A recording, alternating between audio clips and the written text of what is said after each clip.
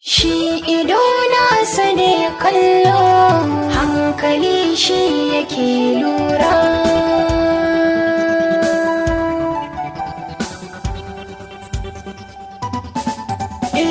Rabu wanda ya soke ba kyauta, in ya baka ba mai iya kwace ta. Zance nake da hujja na nanata, kalmar da dai ku gano duk aikinta.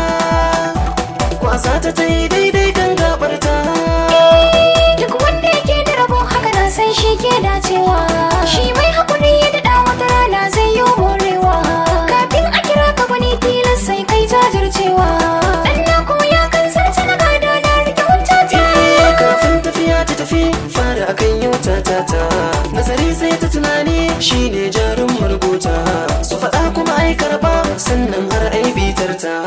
Iko daga Allah ne kai nuwa in kun ga saranta.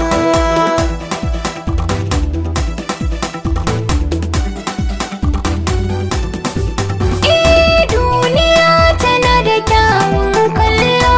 Duniya tana da kyawun kallo. Ga yawa kuma da siffar kwallo. Ga yawa kuma da siffar kwallo. In ka bi ta gaba ta yi maka gwalo. In ka bi ta gaba ta yi maka gwalo. Sai ta barkatan kana ta haƙilo. Mai kula shi kan kira ta makaranta.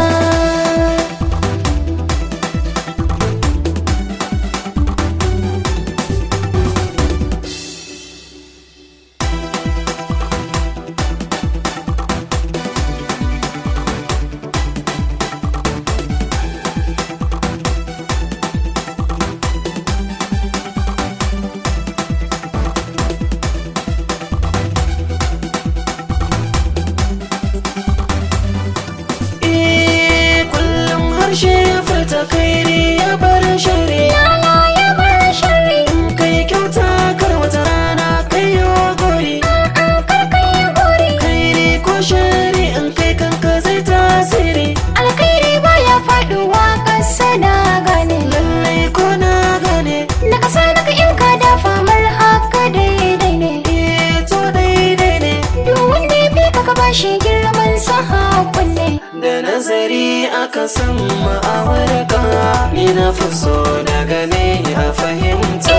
Baki na tintini na yi masa sakata, na kyala masu giba hanyar bata. Da kai amo mai kyau sai su kullata, in kai marar kyau wurin sai ya faranta.